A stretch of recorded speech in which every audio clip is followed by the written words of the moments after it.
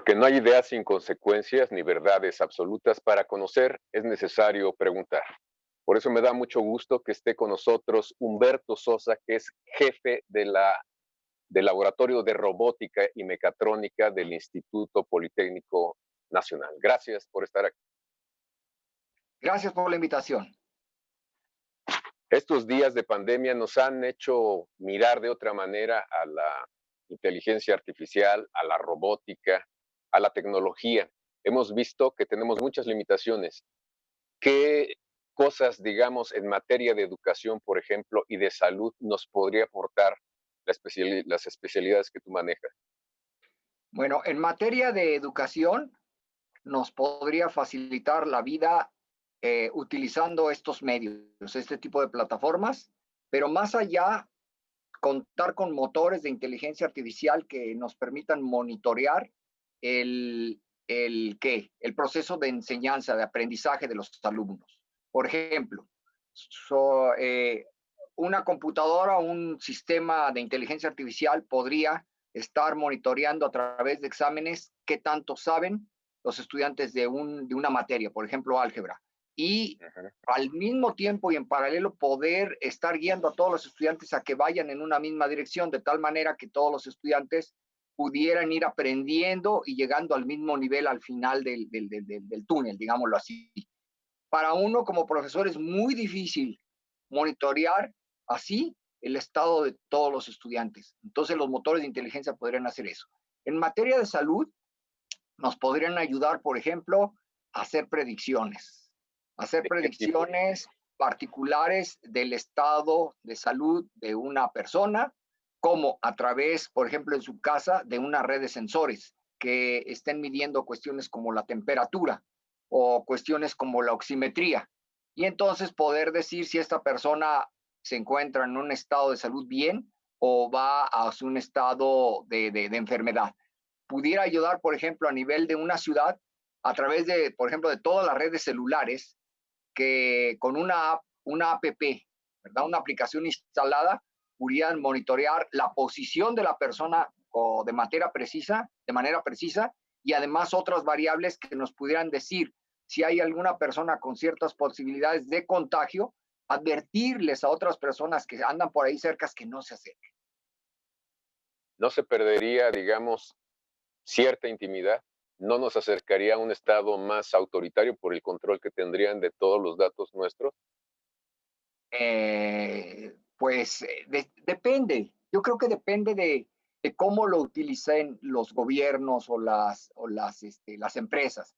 Actualmente sabemos que nuestros datos, cuando, por ejemplo, utilizamos Internet en un aeropuerto, le Ujú. picamos un cuadrito que dice usted acepta las condiciones, ¿no? Y de esa manera Sí. ciertos datos propios de nuestra persona se vuelven públicos y desgraciadamente no tenemos el control de cómo esas instituciones o empresas hacen uso de ellos. Entonces aquí también depende, yo, en mi opinión, mucho de la ética y de la moral de los que utilicen esos datos. Y es una cuestión de derecho también, supongo, una cuestión legal que tendrían que atender otras instancias y no precisamente el mundo de los científicos. Así es.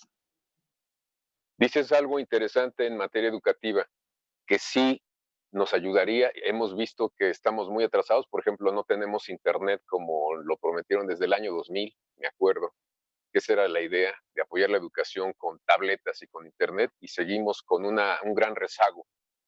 ¿Tú crees que sea, digamos, algo posible o sigue siendo una utopía para la sociedad mexicana el tener acceso a esa tecnología que parece elemental en otras partes y aquí no lo es? Sí y no. Lo que A pasa ver, es que, a ver, en nuestro país, de manera global, estamos algo así como que en industria 2.5. ¿Por qué? Porque hay ciudades que ni siquiera sus habitantes tienen acceso a la luz, ya no al Internet. Hay otras ciudades donde casi todos o todos los pobladores tienen acceso a Internet. Entonces, al sacar el balance general de nuestro país, resulta que apenas estamos transitando hacia lo que sería la industria 3.0, en donde ya se da el uso masivo de los medios de comunicación, de las TICs, para el beneficio de la sociedad. Ese es un gran problema. Para esto se necesitan políticas de Estado, por un lado, se necesitan estrategias asociadas a esas políticas e inversiones muy grande para que toda la población tuviera acceso a esta tecnología. Seguro, me imagino que tú piensas, como yo, que el Estado tendría que ser el garante de que fuera posible este desarrollo tecnológico en materia educativa y de salud. Yo creo que sí, yo creo que cada quien tiene que cumplir con su función. El gobierno, como tú lo dijiste, garante, facilitador, pero también el industrial como aquel que tiene el dinero para poder hacer los desarrollos científicos y el académico para poder que contribuir con su conocimiento, con su know-how, como se dice en inglés, para poner precisamente los desarrollos tecnológicos como soluciones a esta problemática. Humberto, tenemos que ir a un corte y regresamos contigo. Claro.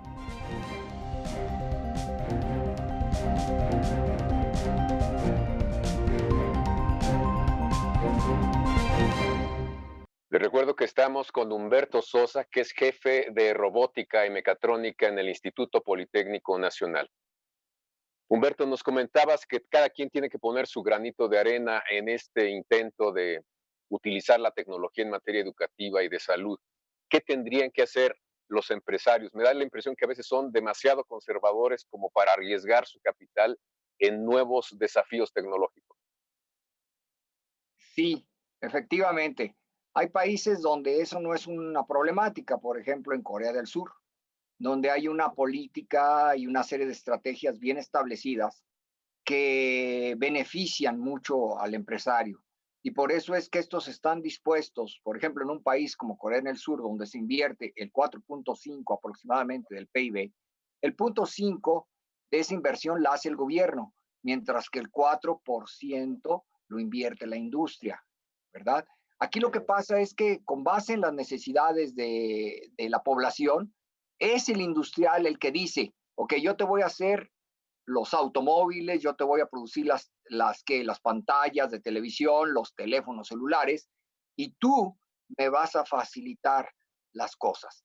Y yo entonces voy a poner mi dinero, porque así tú me vas a asegurar que ese dinero va a redundar en satisfactores a las necesidades de esa sociedad.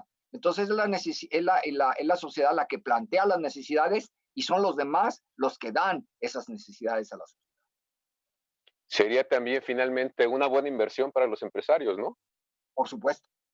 Por supuesto, porque al final, veámonos en ese ejemplo de un país tan pequeño, estas industrias ganan cantidades exorbitantes de dinero y mantienen pues el monopolio no solo a nivel nacional, sino también a nivel internacional.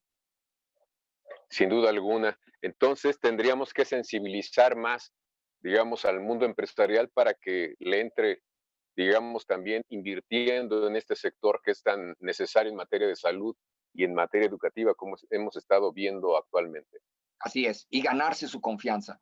Pasar de esa confianza que tienen actualmente nuestros empresarios mexicanos Ujú. en traer tecnología de otros países a producir una tecnología propia. Yo creo que eso es algo básico, ¿no? No solamente importar, sino también formar cuadros para que se esté generando, digamos, una tecnología acorde a las necesidades que tenemos en el país. Así es. El ejemplo lo vemos en esta pandemia. A nuestro país, por ejemplo, pues nos agarró descuidados. Y entonces, ¿qué estamos haciendo? Produciendo, por ejemplo, respiradores mecánicos cuando ya deberíamos de tenerlos. Y no nos los estén vendiendo más caros. Tenemos, Tuviéramos una política, ¿verdad?, que nos brindara y tener los planes, solamente estaríamos armando los que se requieren. Y no estamos ahí tratando medio de descubrir, inventar y que el COFEPRIS esté dándoles la autorización. claro, y tenemos capacidad para hacer precisamente los famosos ventiladores. Mira, yo creo que sí. Al menos desde un punto de vista académico, yo creo que sí la tenemos, porque en nuestras instituciones, tanto en nuestras universidades como institutos, contamos tanto con el personal técnico, académico y estudiantes que tienen ese potencial y esas capacidades. Lo que pasa es que aquí son tan cortos los tiempos que le llegara a productos como esos, que satisfagan todas las normas a nivel internacional, es muy complejo. Si tuviéramos una política de decir, ok, no importa cuándo se nos venga una contingencia como esta, ¿qué vamos a necesitar? Vamos a necesitar respiradores de este tipo, vamos a necesitar respiradores de este tipo, vamos a necesitar este tipo de medicamentos, este tipo de protectores, este tipo de robots que van a hacer, por ejemplo, el sanitizado, etcétera, etcétera, etcétera. Simplemente lo que haríamos es sacar los planos, haríamos las actualizaciones tal vez y sacaríamos los componentes que son necesarias para armar. Pero no, ¿qué es lo que estamos haciendo? Estamos reaccionando ante una situación muy compleja. Necesitamos invertir más en ciencia y tecnología. Definitivamente. ¿Algún porcentaje del Producto Interno Bruto? Ya nos hablaste del caso de Corea. Yo pensaría que para un país como estos, empezar con un 1% ya sería muy, muy, muy loable. Y poco a Haría la poco diferencia. haría la diferencia. Actualmente no rebasa el 0.4%. O sea, la diferencia es abismal. Entonces, ir en ascenso a tratar de llegar al porcentaje que esos países invierten, ¿no? Que es arriba del 3%. Están entre el 3 y el 6, 7%. En esa franja. Es la de los países altamente desarrollados. Y podríamos incluso exportar la tecnología o las cosas que se produzcan acá, ¿no? Por supuesto, por supuesto. Por conocimiento, no paramos. Lo que nos falta es apoyo decidido por parte de quién, del gobierno y por parte de la industria para que entre todos formemos un triángulo virtuoso de soluciones hacia las necesidades del país.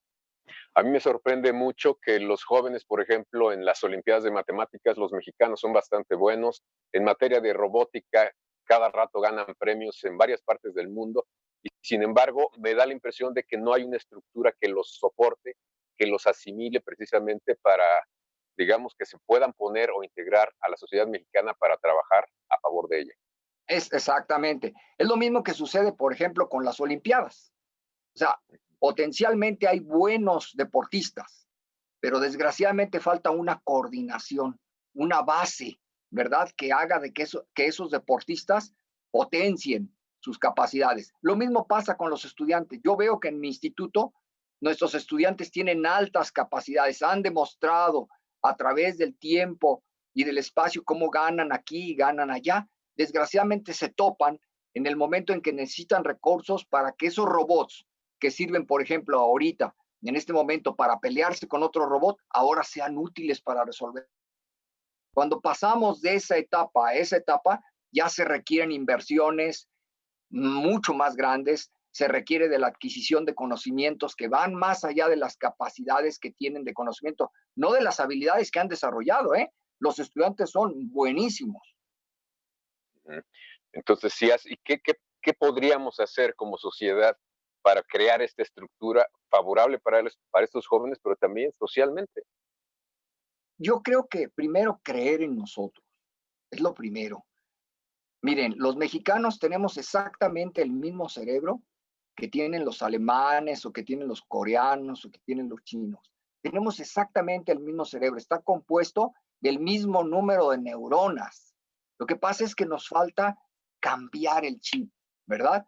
Pasar de una forma de pensamiento a otra forma de pensamiento, en donde la cooperación coordinada de todos nos puede sacar adelante.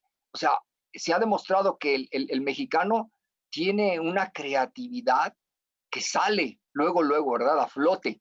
La cosa es cómo coordinamos esos esfuerzos para que de manera cooperada podamos resolver los grandes problemas de esta sociedad. Yo estoy convencido. Instituciones como el Politécnico y las universidades varias, no solo la UNAM, están respondiendo, digamos, positivamente ante problemas como el que actualmente enfrentamos en materia de salud. Hasta donde las alcanza. ¿Por qué? Porque acuérdense que el saber, el tener capacidad, conocimiento y habilidad es una condición necesaria, pero no Ujú. suficiente. También se necesita del financiamiento. El dinero también es una condición necesaria, pero no suficiente. Es la amalgama de todos esos ingredientes. Son las capacidades, los apoyos económicos, las infraestructuras, las facilidades, etcétera, etcétera, etcétera, las que crean un ecosistema virtuoso de soluciones a los problemas del país. Entonces se necesita realmente impulsar o apoyar también más a las instituciones educativas de alto nivel como el Politécnico o la UNAM o las universidades para tener otros resultados. Tenemos que ir a un Definitiva. corte y regresamos contigo para que nos comentes más al respecto.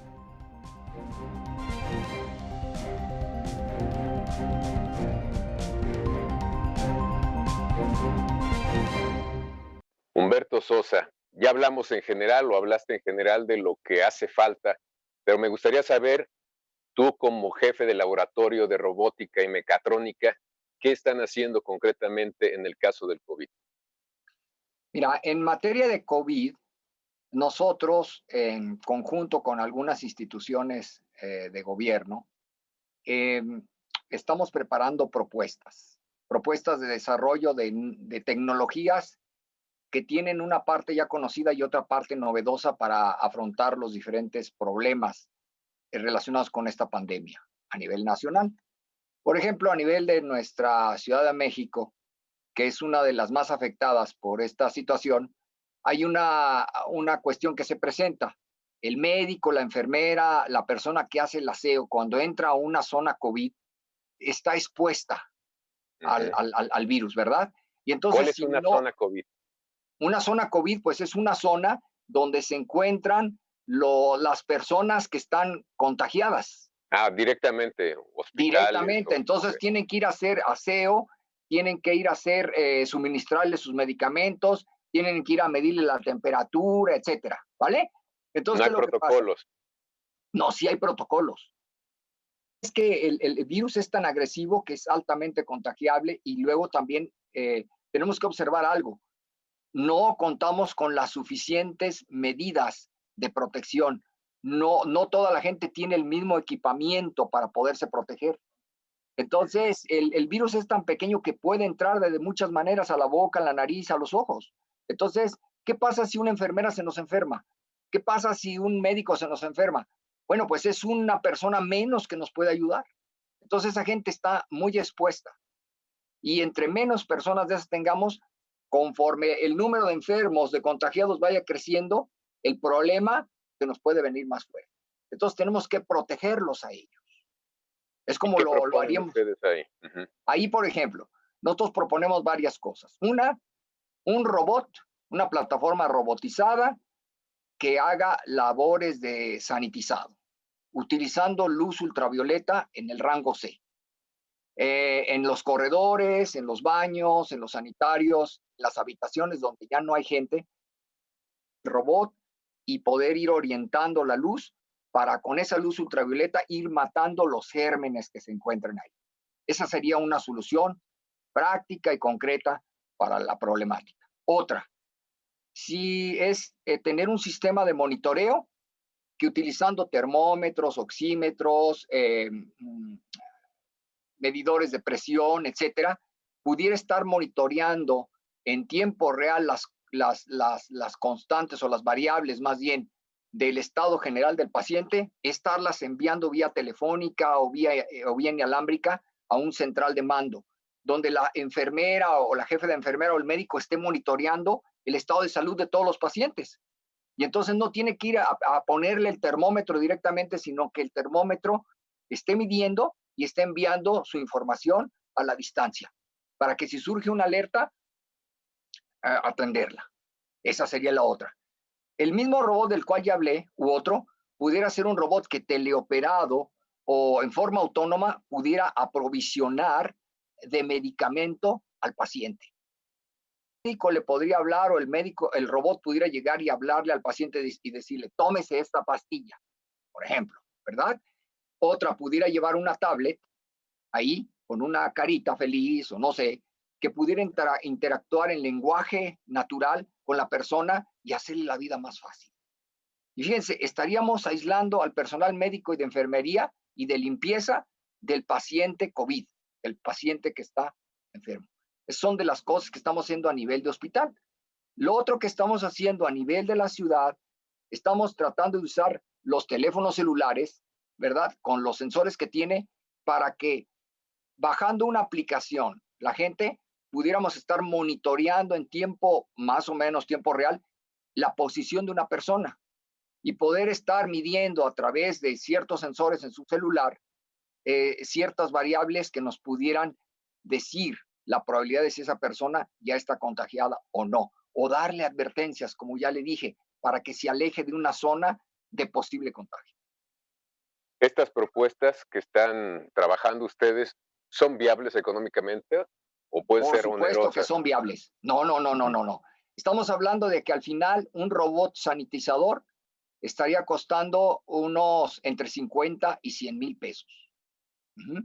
Un sistema de monitoreo estaría costando que por unidad estaría costando unos 30 a 50,000 pesos. En el caso del monitoreo de ciudad estaríamos usando el celular de las personas y estaríamos usando una aplicación que la persona pudiera bajar de manera gratuita ¿Y y que el costo sería solo la programación. ya han tenido contacto con instancias gubernamentales sobre Sí, señor. estas propuestas? Sí, ¿Y qué señor. tan receptivos los han estado? Están en evaluación. En este caso sería con la Secretaría de Educación, Ciencia y Tecnología e Innovación de la Ciudad de México y con el mismo Consejo Nacional de Ciencia y Tecnología, donde el Consejo tuvo a bien lanzar una convocatoria específica para COVID-19. Y ahí, entre muchos, nosotros lanzamos una propuesta para dar solución a este tipo de problemas. ¿Están trabajando de manera conjunta con otras instituciones, con otros Sí, señor. centros de investigación? Sí, señor. Ya que no podemos trabajar todos de manera en el mismo lugar, ¿qué es lo que estamos haciendo? Estamos trabajando cada quien en su lugar, cada quien está desarrollando una parte. ¿De acuerdo a qué? De acuerdo a sus capacidades y habilidades. Entonces, hay alguien que coordina, por ejemplo, yo, y le dice, de acuerdo a tus capacidades, tú vas a hacer esta parte, de acuerdo a tus capacidades, tú vas a hacer este módulo, y los vamos probando. De hecho, por ejemplo, al rato, alrededor de las 6, vamos a tener una junta precisamente para coordinar al equipo de trabajo que incluye a personas del Centro de Investigación en Computación del Instituto Politécnico Nacional, a la UPI del Estado de Hidalgo, a colegas del Tecnológico de Estudios Superiores de Catepec, etcétera, etcétera. Es multiinstitucional, según veo. Sí, señor. ¿Y tienen algún periodo, digamos, entre los planes está tener tiempos para hacer ya propuestas concretas y tener una respuesta también concreta? Sí. Para algunas son de un mes. Son muy, muy, muy recortadas, de 3 a 4 semanas ya. Y otras son más largas. Las más largas son de 6 meses. Ujú. Todo depende se espera que el pico ocurra en junio, ¿no? Pero Ujú. ahí no baja de manera abrupta la virulencia, baja poco a poco. Esperemos que, por ejemplo, que en invierno no ocurra otra alza. ¿Qué Aquí un puede problema que ocurrir? tenemos es que no tenemos una vacuna. Exactamente. Eso es cierto, y eso es más remoto alcanzarlo, según parece, ¿no? Sí, y en nuestro país hay que ser honestos, nos falta mucho para poder desarrollar una vacuna de ese nivel. Eso en mi opinión, ¿eh? Mi opinión muy humilde, esa la van a desarrollar las grandes farmacéuticas, las grandes instituciones a nivel mundial, que no solamente tienen capacidad demostrada, sino también inyectan muchísimo recurso financiero.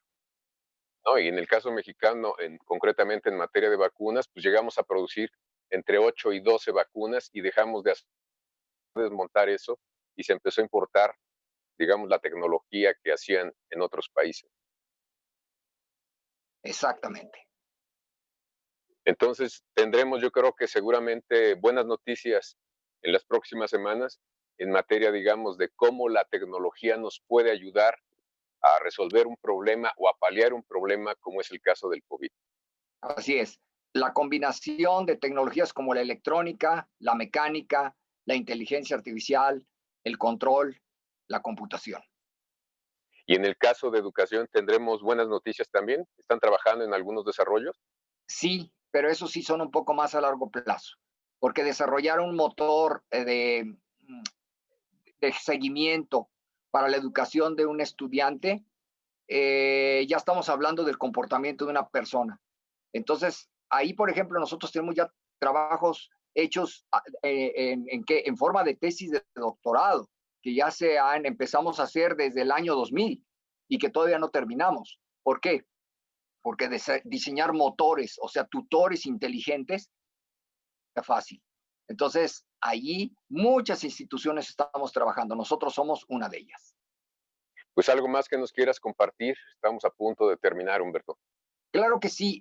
A los estudiantes yo les recomendaría que aprendieran más. Aprovechen esta oportunidad ya ven que hay muchas cosas gratuitas, que estudien, que profundicen a sus estudios, que estén preparados para lo que se nos viene, porque lo que se nos viene son situaciones económicas muy fuertes, pero que también las podemos ver como grandes oportunidades para aplicar nuestros conocimientos en la solución de esos grandes problemas que va a tener, por ejemplo, que ya tiene y que va a tener nuestro país. Pues muchísimas gracias, Humberto Sosa, jefe de robótica y mecatrónica del Instituto Politécnico Nacional. Y sobre todo, gracias a ustedes por acompañarnos en esta conversación que seguramente será de mucha utilidad para muchos de nosotros. Y los espero aquí también la próxima semana porque siempre hay más cosas entre el cielo y la tierra que las que podemos imaginar.